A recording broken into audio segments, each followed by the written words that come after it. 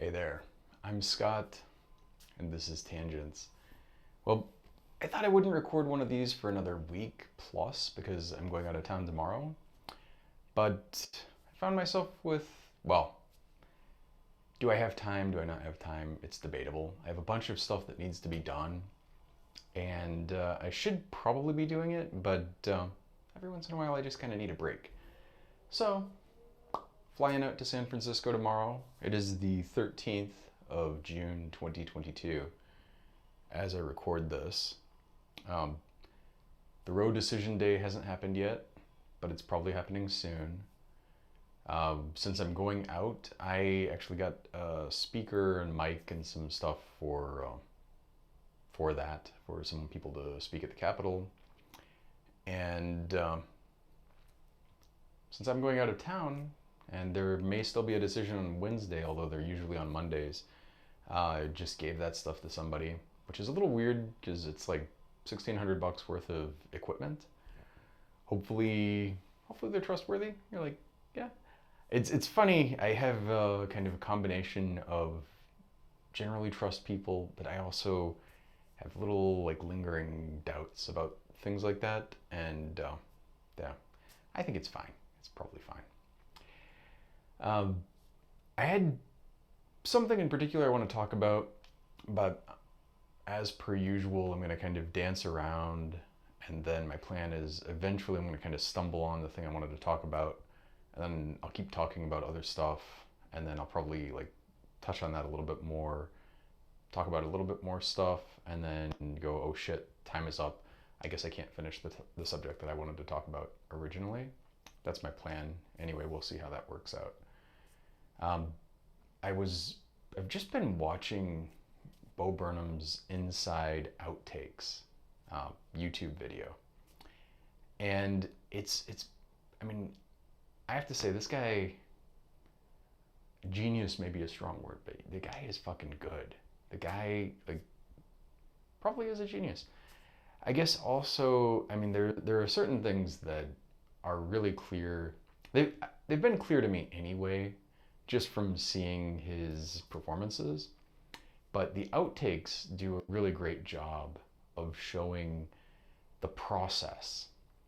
And that process includes, he's not showing like the rough ideation and the initial sort of sketches of things because that's pretty hard to come up with, hard to show. But he is showing, multiple takes and practicing things over and over again. And he's showing the raw, unedited stuff that's not produced and the audio quality of that, and a really nice way of showing it. He's got these like 3x3 or 4x4 grids, and each one of the videos in that grid is a different take. And you can see the takes are all going, and then they'll start like falling off as something gets fucked up or something else gets fucked up.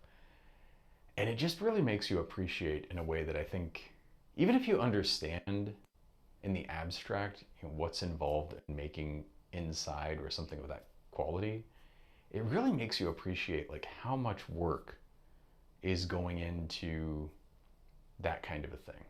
And I don't know, I would say in contrast to something like this, where I am spending, in my opinion, I'm spending a decent amount of time editing, but obviously, I mean, if you look at the last video that I put out, it's HDR.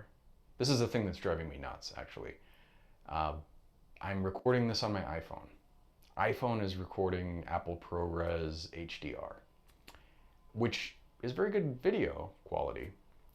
And Adobe Premiere is ingesting that and displaying it it looks good in there. It looks, well, as good as it will, but it looks, I think, pretty decent.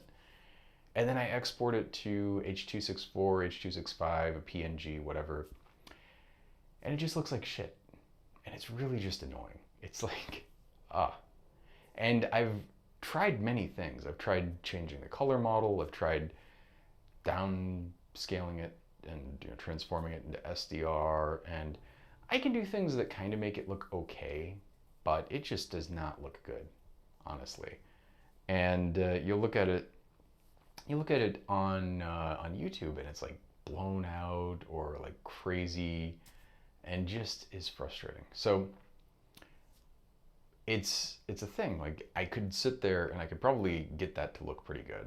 I could do a bunch of these. I could make, instead of just speaking extemporaneously, I could be doing a lot of editing. I could be doing a lot of producing, and really up the quality of these things. And yet I'm not going to. Like it's not even an interest to me. It's bizarre. It's not that I have contempt for the people watching or listening to this either. I really appreciate you doing either one of those. And it's not even just a matter of time. Like I am strapped for time.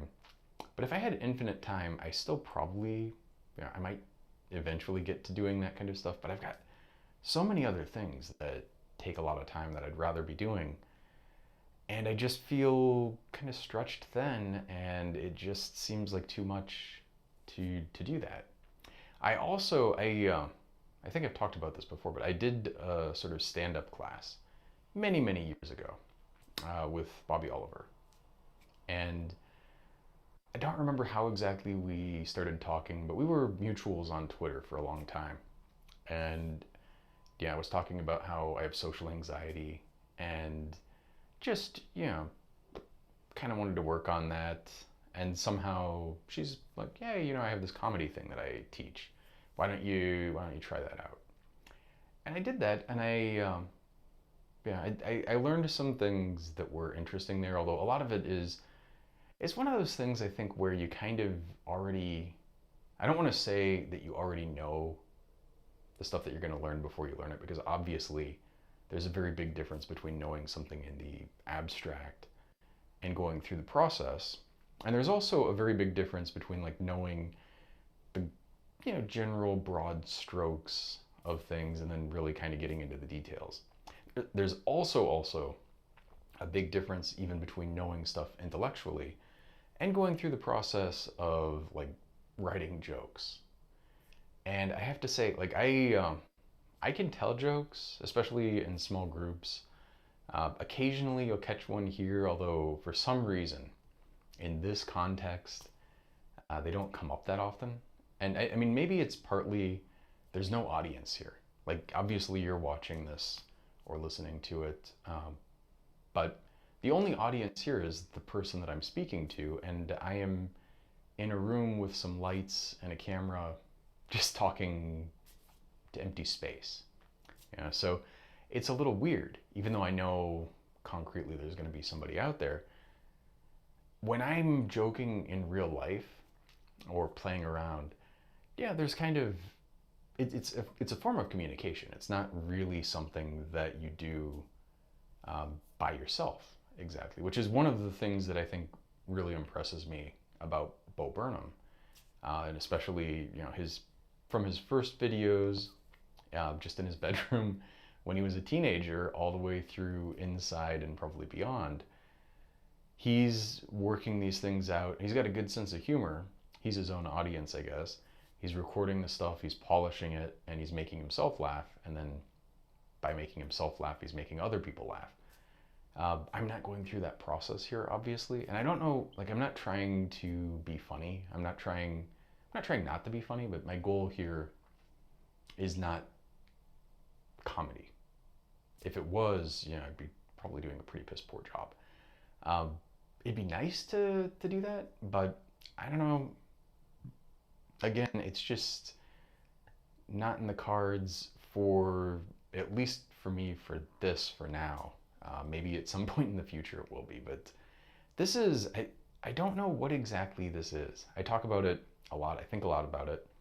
It's kind of like therapy without the counselor in some weird way. If I recorded one of my therapy sessions, it would probably be like this, except that the therapist is actually an objective kind of external observer. They're kind of guiding you and have thoughts and input. And again, it's a conversation.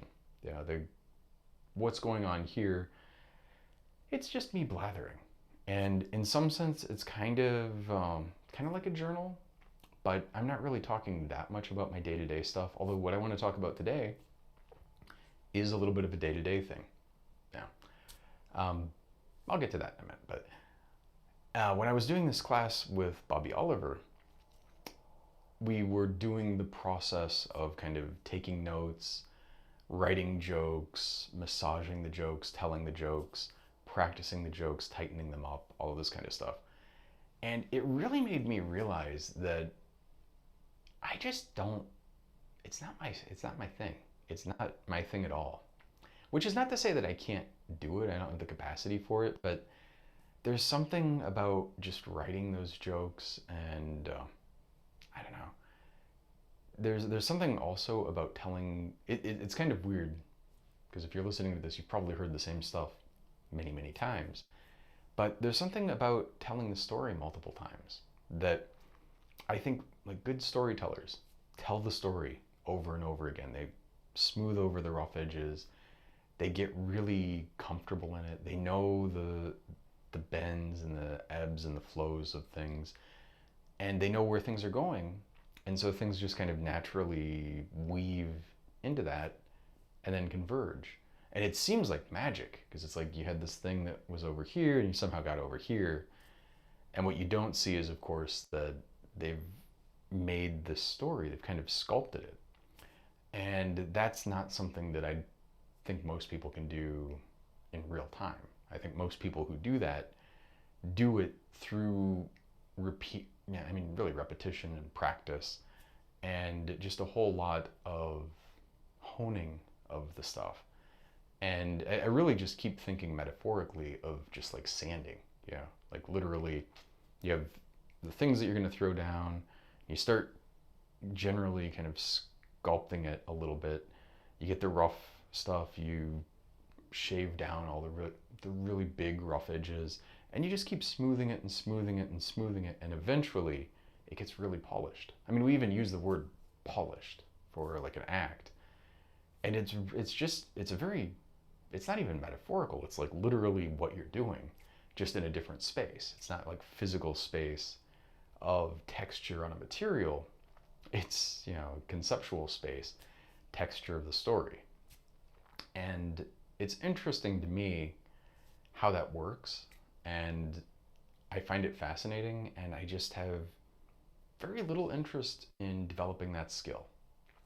When I was in this class, I was talking with a guy who I still know, and funny guy, and he had certainly much funnier than I am, and certainly especially in the sort of joking, actually like crafting a joke and then putting together a bit and putting together an act. Yeah, but anyway, he and I were talking, and we were saying, like what our goals are. And mine, I think, really in that was sort of, it was obviously to get comfortable. Part of this, I fucking loathe video.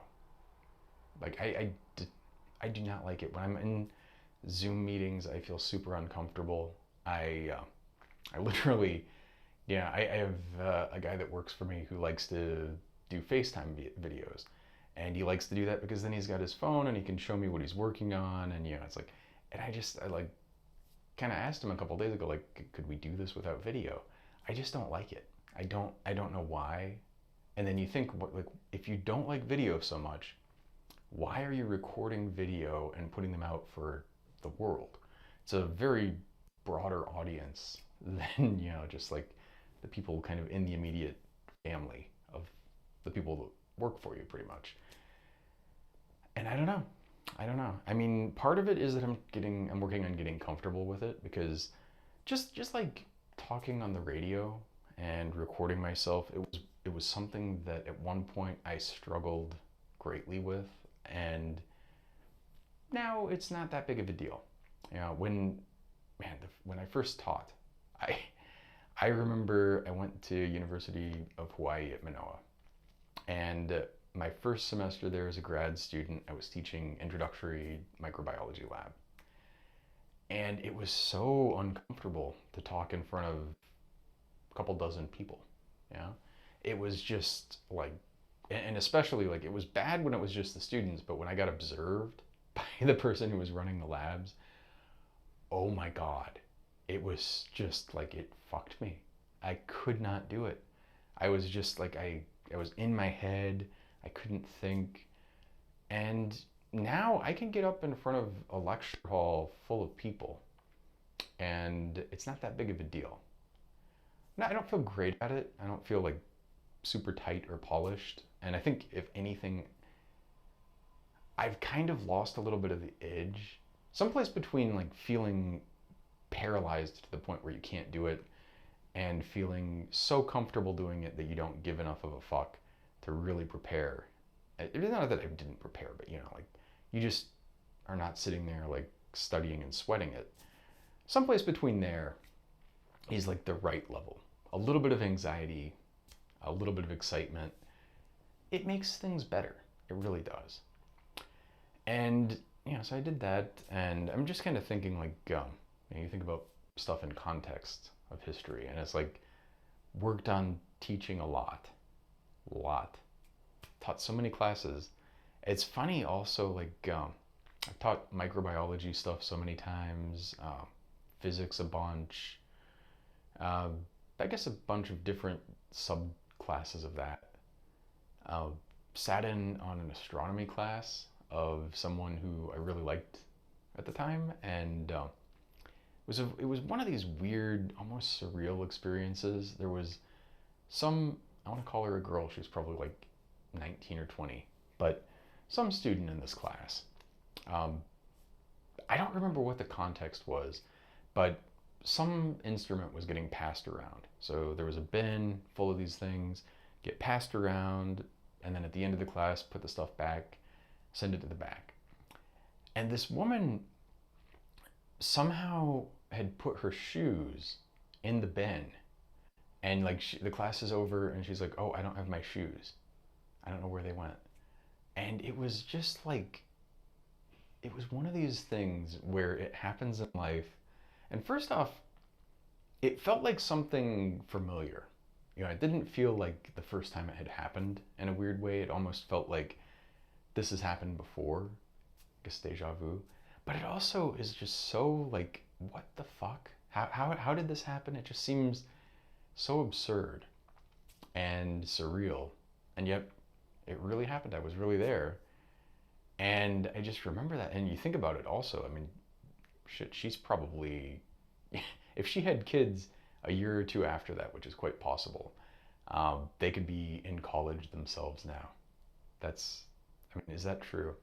I guess I might be slightly exaggerating because it was like the early 2000s, but it's 2022 now. So yeah, they could be getting pretty close. It's, time will fuck you, man.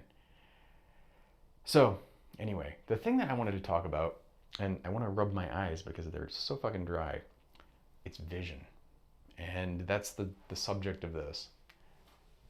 And the reason that it is just I've been having, I've had vision issues my whole life.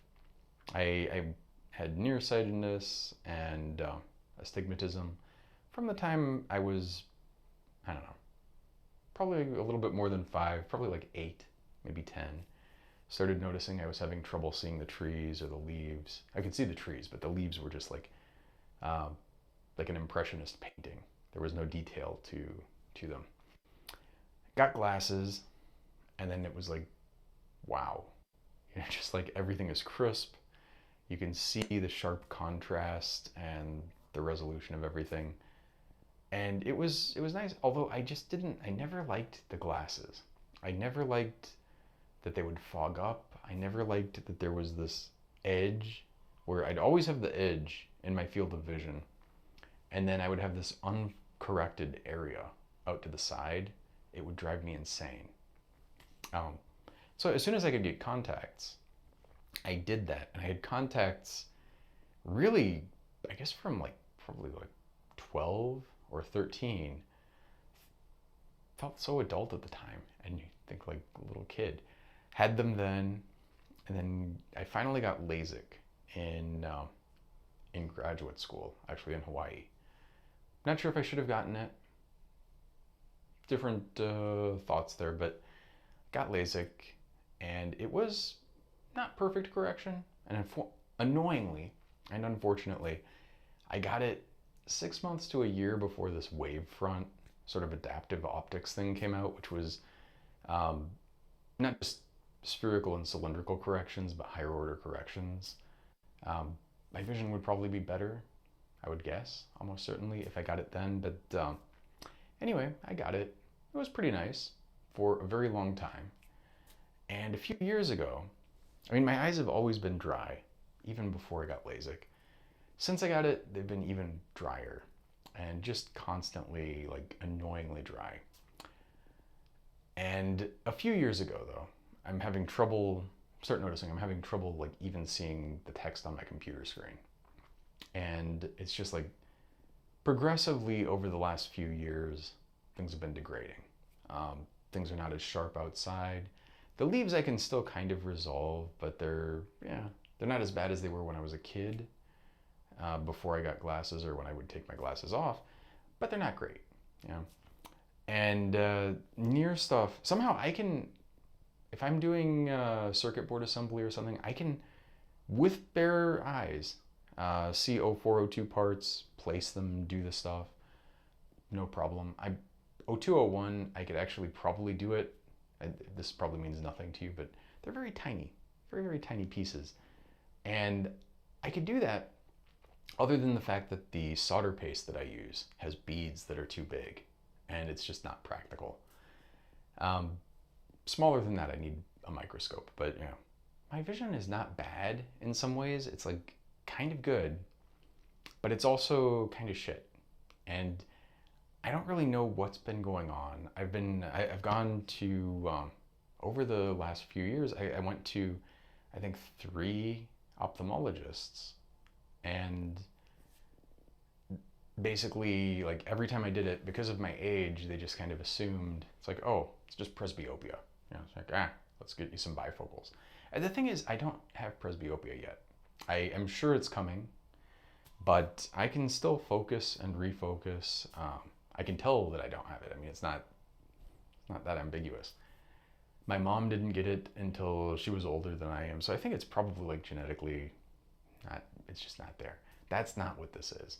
I kind of feel like it's, I don't know, like just the chronic dryness or some kind of issue with the geometry of my my corneas or something.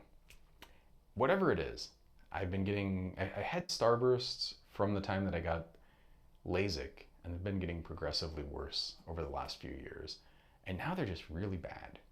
And I would say I've got kind of, seems like aspherical aberrations or sort of baddish astigmatism. And recently, like 3-4 months ago, finally was talking to my sister. She had me see an ophthalmologist who she works with. And she thought, this she being the ophthalmologist, not my sister, thought that I might have some kind of either keratoconus. I'm probably botching the term, which is just like essentially like very aspherical, almost conical shape to your corneas. If I do, they're not typically that, because they're just not, they're not spherical, but they're not, you know, it's weird actually what the geometry is. And it's also, it's interesting because she gave me a corneal map, like 3D topography of the cornea. And then she referred me to this other doctor who's a cornea specialist, who I saw like a few weeks ago when I was in LA. Actually, I saw them both. And the cornea specialist did a corneal map, and the two maps don't look very much alike at all.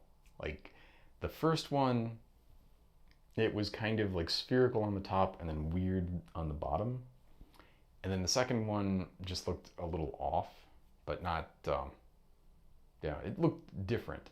Different enough that you almost wonder, like, either something has changed in my corneas or this mapping system is really kind of fucking worthless. Either way, she recommended that I get these scleral contacts, so gas permeable scleral lenses. And the sclera is the white of your eye, so these are like giant, well, I'm exaggerating slightly. I guess they're like, I think they're like 22 millimeters, which I'm not exaggerating that much. 22 millimeters is like, yeah, it's like that big. So they're fucking huge.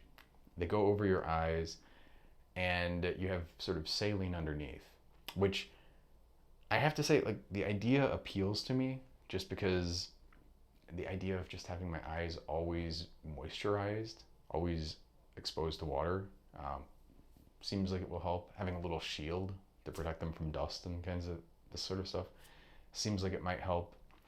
They think that they might help, because these are kind of rigid, might help sort of reshape my corneas a little bit so that things get better in general, even without the contacts. And I guess supposedly they really correct your vision well.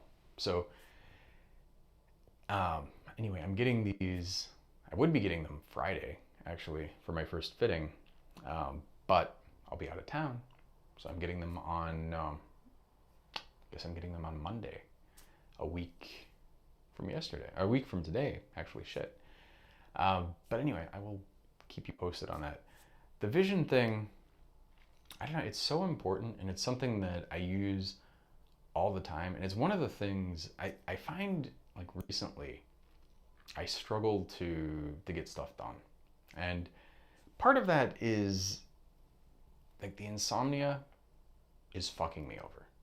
Not being, it's amazing how important it is to be well rested. First off, when you sleep, I don't know the details, but you're definitely like integrating shit, and my retention has gone down. Whenever I actually get, by my standards now, nice, decent night's sleep, I feel so much better. Everything seems so much easier. And it's not just like able to I'm able to solve and think about harder things, but also like one of the things that I've been experiencing is just like little irritations, little things that are small, not even that hard, but just like a little bit of resistance and annoying. I've been struggling to get through. And then in addition to that, I've got the fucking vision thing, which is making it, and especially like if I'm working on my computer for a long time, I have the attention and ability to focus for, a very long day, but I'll be there and like right now my eyes are so fucking dry. And I'm just sitting there like, I can't see anything anymore. And I just physically can't function. And at a certain point, it's like, oh fuck. I mean, you have so little time anyway, and you want to get some stuff done, and then you have these things that are just standing in the way. So I'm hoping that this helps me with that. But anyway, coming back, I think one thing that this will make sense in a minute, but I've been watching a lot of YouTube recently, in addition to Bo. One of the things I've been watching is First We Feast. And this is a show called The Hot Ones, which, if you've seen it, you know what it is. If you haven't, it's the most bizarre fucking thing. It's this guy, Sean Evans, has a plate of like 12 chicken wings or vegan wings, and he has an interview with somebody else that has the same wings, and they just go down and eat a wing and ask a question and go over the question, and then eat the next spiciest wing, and then ask a question, and then just keep ratcheting up the spice level.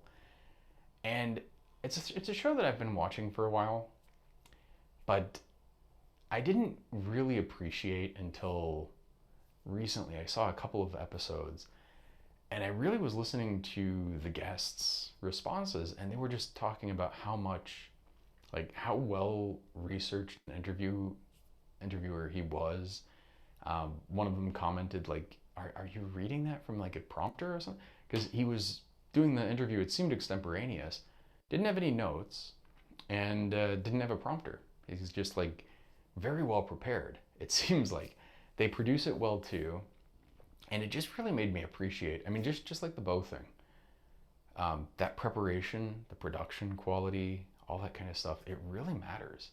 I've when I was doing a show at ASU, I was doing interviews, And I don't know, I feel I did prepare. It's not like I never prepared, but in retrospect, I feel put to shame a little bit by this Sean Evans guy.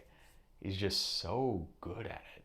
And once I started hearing people saying this, I started, first off, I started tuning into it, and I noticed a lot of people were saying it. And they're like, "Damn, that's a good question. You're a good interviewer." Kept hearing this over and over again. And the whole concept actually works really well because they're eating these things that, like the first couple, there are some people who the first one is spicy for already. They're not going to have a good time. But most people can kind of make it through the first ones, and it's like, oh, that's a little, I can detect it's spicy, or that's not even spicy, but it tastes good. And then they keep going down, and then there's one called Da Bomb, which they have, I think, 3 from the end, 2 more after this. And all of them up to that point seem like they're getting hot, but they're kind of tolerable, and they have a good taste. And then this one just seems to be horrible. Everybody responds to it differently. Some people get through and some people like die from it, but metaphorically speaking, figuratively speaking, I guess. But they, it like kills people. It's horrible. And it must be like, I almost kind of want to try it. I feel like, I don't know that I would ever do something that merits being on a show like this. If I did, I would love it. It seems like an awesome kind of thing. I love watching these things, and just like the whole experience is interesting to me. I like spicy stuff, although I'm sure that the bomb would kill me. And they eat that, and it's just like they're just dead. And recently, it's weird how all of these are kind of like disconnected events, but your brain sort of puts them together. Recently, I tried this place called Monroe's. They do sort of like southern chicken sandwiches, hottish. And they actually have vegan chicken sandwiches, which are not bad, surprisingly.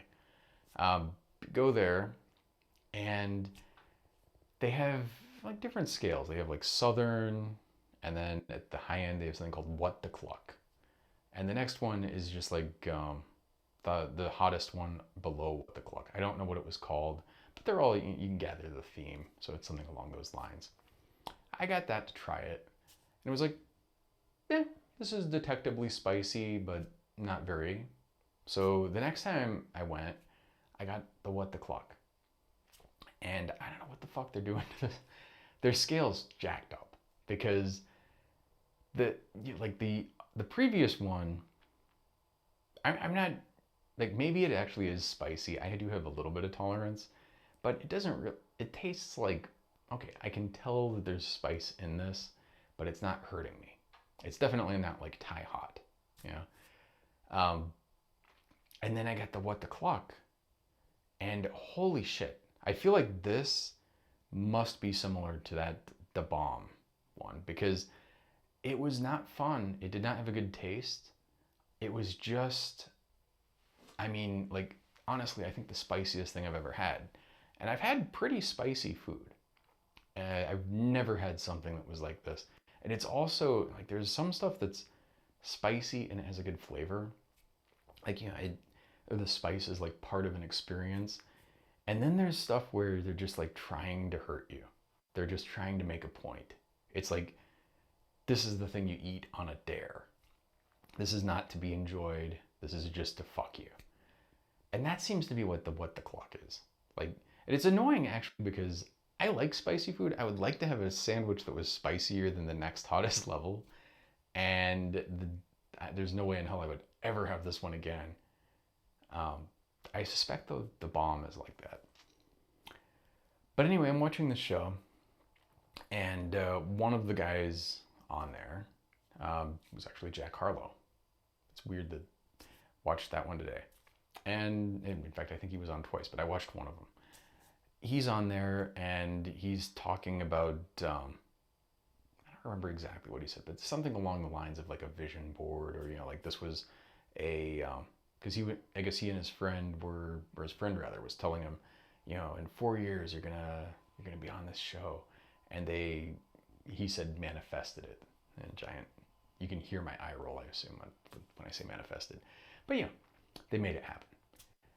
And it's just like this whole concept of a vision board, or I mean there's a thing, to be sure, like having not necessarily goals, but having things that I hate to say like intentions, but having things that I guess in his parlance you're manifesting, things that you're thinking about that you would like to achieve can be an organizing principle that gets you to do the stuff that gets you to those places. But I think people have this almost weird metaphysical idea about it. Partially I think it's just human. We have very innately superstitious brains. But partly also, like Oprah had this person on that did The Secret. It was this book, and I've never read it, but I understand basically the idea is essentially willing things into existence, visualizing stuff and making it happen in that way. And it's just like, I don't know, there's so much, I don't begrudge her success, although I think I've talked about this video with her and Ellen where they're just laughing about going to the bank and cashing $1 million check. Oh, haha, it was a $2 million check. It's so little money that for me, I don't even notice that, I mean, you're watching this and they're just cackling, and it's just like fucking vile, like disgusting, horrible shit. Really made me not like, I already didn't like Ellen. It made me dislike Oprah a little bit more, I guess. And you just sort of appreciate like, I mean, obviously it's good that she certainly has done some good. She's certainly worked to get where she is, kind of, as much as any billionaire has, I guess. Which is, I don't know. I mean, did Jeffrey Bezos earn his money? I don't know. I mean, he did some stuff, although he had parents that had money that could help him out. He got lucky, I would say, as part of it. He happened to do the right thing at the right time, in the right way. Somebody else could have done the same stuff, put in the same effort, and not had such massive success. Was it something that he did, or was it? I would say that there are a lot of factors to it. But, there's something. It's not like Oprah was lazy. She's definitely kind of, done some stuff to get there. But I also guarantee there are many other people who've worked as hard as she has, if not harder, who toil away and have not had any sort of material success, let alone, becoming a billionaire. But anyway, she had not only this, but a bunch of other fucking shitty people who she kind of propelled into, their own little almost industry. And one of these people was Dr. Oz. And Dr. Oz apparently has residency in Turkey, but is running for, I think, Pennsylvania Senate. And he's just like a big MAGA fucker. And it's just like, I don't know, I keep seeing stuff from him that's talking about, just talking about communism and talking about the, like Bernie and all this derision and like these radical leftists. And it's funny actually how people paint. Actually, I think he said radical liberals, which is kind of funny to think.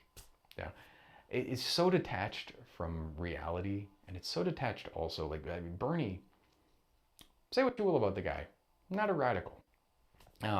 He is basically certainly left of center, but the stuff that he's pushing for is not even, it's stuff that most centrist parties around the world would actually be okay with.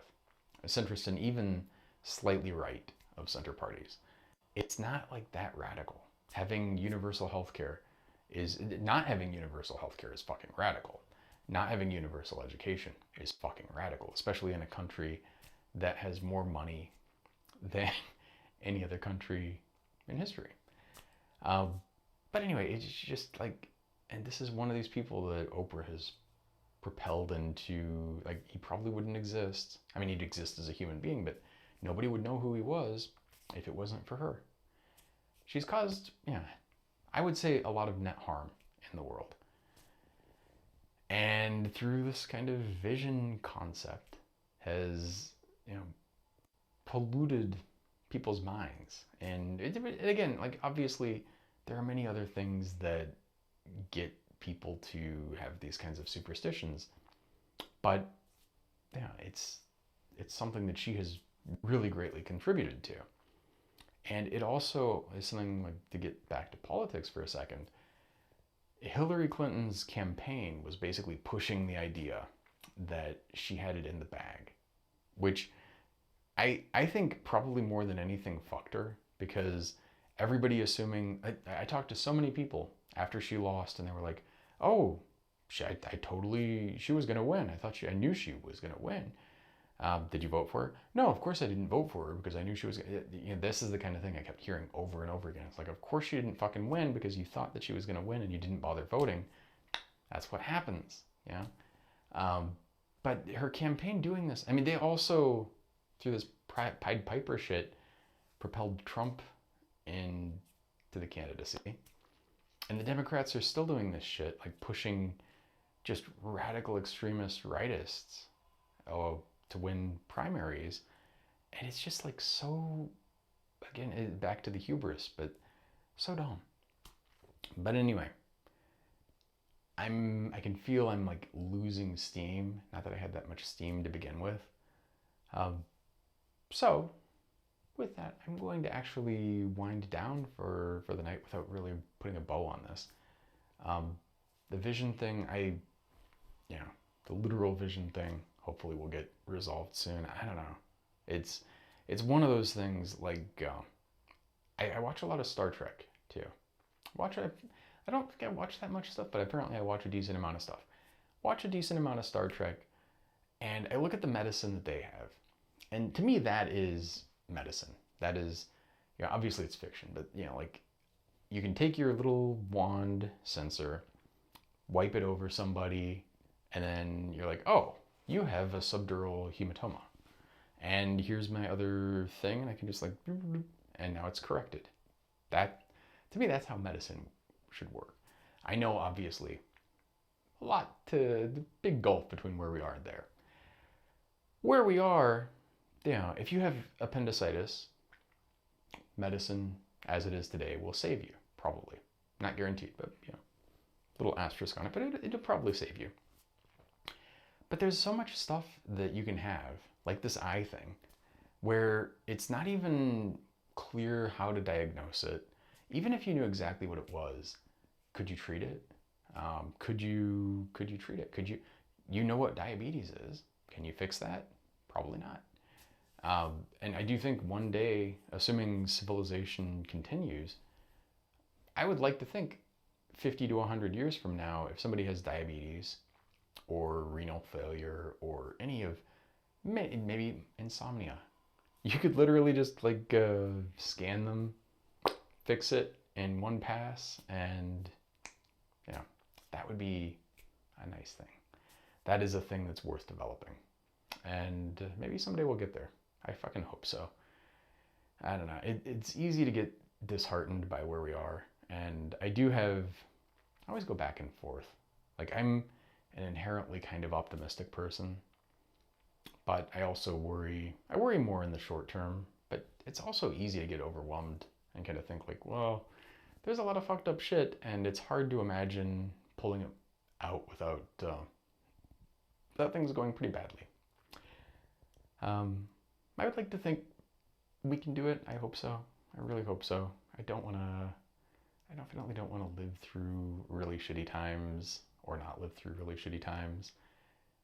Even if there's much better stuff in the other end, I'd rather get to the better stuff without going through the shitty stuff. It's like, wouldn't you? Wouldn't you? Anyway, with that, I really am gonna take off now.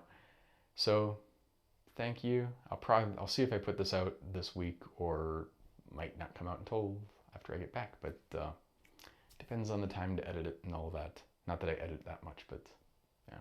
Hopefully the video is decent in terms of not looking terrible, but we'll see. With that, thanks. Zaijian.